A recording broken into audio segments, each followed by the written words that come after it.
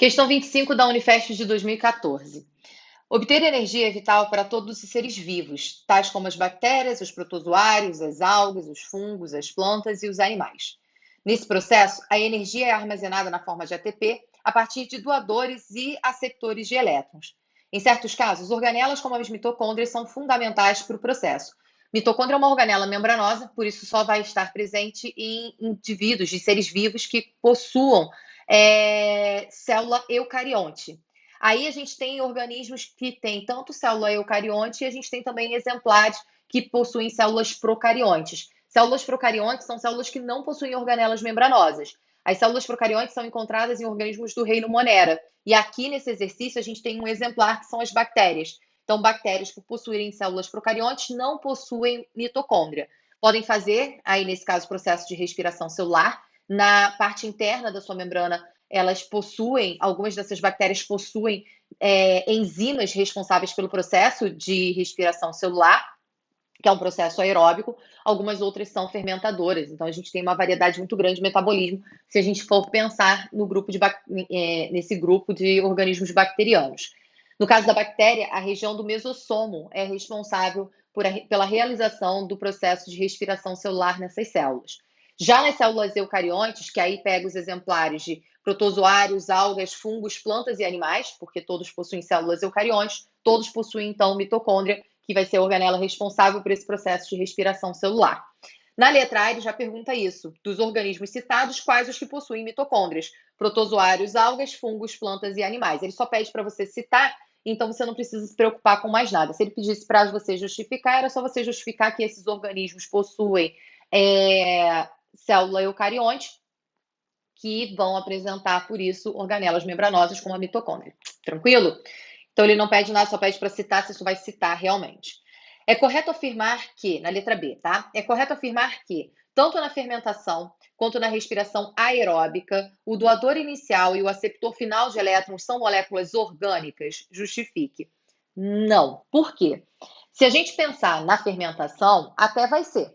Porque a fermentação, a gente tem dois tipos de fermentação. A gente tem fermentação alcoólica e a gente tem a fermentação lática. Rapidamente, para a gente poder relembrar, no processo de fermentação, vamos começar aqui pela fermentação alcoólica,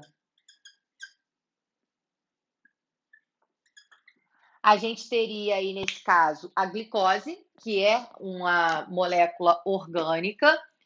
Essa glicose vai ser oxidada, garantindo a formação do piruvato. O piruvato vai ser descarboxilado, garantindo a produção de acetaldeído.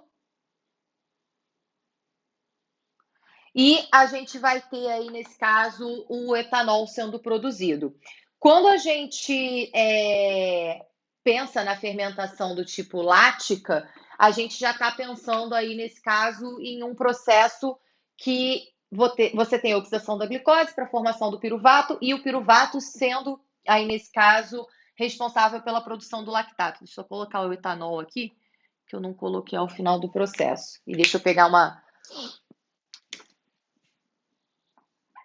Pronto. Aqui nesse processo, a gente vai observar glicose sendo oxidada, formando piruvato. Aqui a gente tem 2 ATPs sendo produzidos e 2 NADs reduzidos também sendo produzidos, 2 NADH sendo produzidos. Piruvato para acetaldeído, a cada molécula de piruvato, a gente tem aí, nesse caso, 2 CO2 sendo produzidos. Aqui, nesse caso, eu não estou colocando 2 moléculas de piruvato, mas para cada piruvato ele vai ser descarboxilado, gerando acetaldeído. Então, na verdade, daqui para cá vai sendo tudo duplicado, né? São 2 piruvatos, 2 CO2, 2 acetaldeídos para 2 etanol. Aqui, no final, a gente tem a reoxidação do NAD. Então, a gente vai ter aquelas 2 moléculas de NAD reduzido, se tornando aí o NAD+. Então, vou colocar aqui logo. A lei a gente já coloca aqui para fazer sentido tudo isso que a gente está falando. Tranquilo? Então, aqui, o nosso aceptor final de elétrons é quem vai estar recebendo esses elétrons do NAD. Quem recebe os elétrons do NAD no processo de fermentação alcoólica é essa molécula aqui, que é o acetaldeído. Deixa eu pegar outra canetinha aqui para gente. Então, essa molécula aqui, que é uma molécula orgânica, é o aceptor final de elétrons no processo de fermentação alcoólica. Na fermentação lática, a gente vai aí, nesse caso, observar o processo, começando também pela glicose. Sempre a fermentação começa pela oxidação dessa molécula orgânica, né, de um carboidrato, né? E nesse caso, a glicose é o mais comum da gente observar. A gente tem, de novo, 2 piruvatos sendo formado. E aqui a gente já tem o lactato.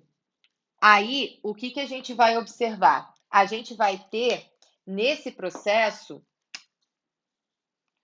inicialmente a mesma coisa, né? Que a gente vai ter aqui a geração de 2 NADs reduzidos, 2 NADH e 2 ATPs. A gente já sabe que o processo de fermentação é um processo que rende apenas 2 ATPs nessa etapa metabólica. A gente tem aí, nesse caso, somente 2 ATPs conseguindo ser produzido. E a gente vai aí, nesse caso, observar que esse NAD reduzido é reoxidado nessa etapa. Então, volta a ser aí, nesse caso, NAD+, ou seja, o aceptor final de elétrons aqui no processo de fermentação lática foi o próprio piruvato. Então, realmente, os processos de fermentação começam e terminam com, aí, nesse caso, moléculas orgânicas. Na verdade, tem uma molécula que é doadora de elétrons e uma molécula aceptora de elétrons, que são moléculas orgânicas. Aqui é a mesma coisa, né? A glicose sendo a molécula doadora de elétrons e o piruvato sendo aceptor de elétrons. Só que no processo de respiração celular, aí nesse caso considerando a respiração celular aeróbia, a gente vai observar que a gente tem aí nesse caso o processo começando com a glicose, então realmente começa com uma molécula orgânica, mas a gente vai ter aí nesse caso o oxigênio como aceptor final de elétrons. Então o que a gente vai ter aqui seria a glicose como molécula doadora de elétrons. Essa glicose vai ser quebrada formando piruvato. O piruvato vai ser oxidado formando acetil-CoA,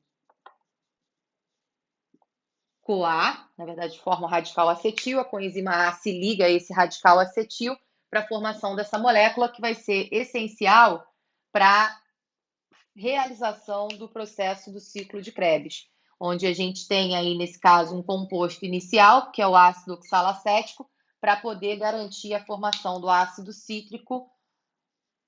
E aí a gente tem o acetil-CoA se ligando ao ácido oxalacético. Ao longo do ciclo de Krebs, a gente vai tendo inúmeras substâncias sendo produzidas. Tudo que for sendo produzido de NAD, FAD, a gente vai observar que vai ser levado para a última etapa do processo da respiração celular, que seria a cadeia respiratória. Na cadeia respiratória, a gente tem aí, nesse caso, esse processo acontecendo na membrana interna da mitocôndria.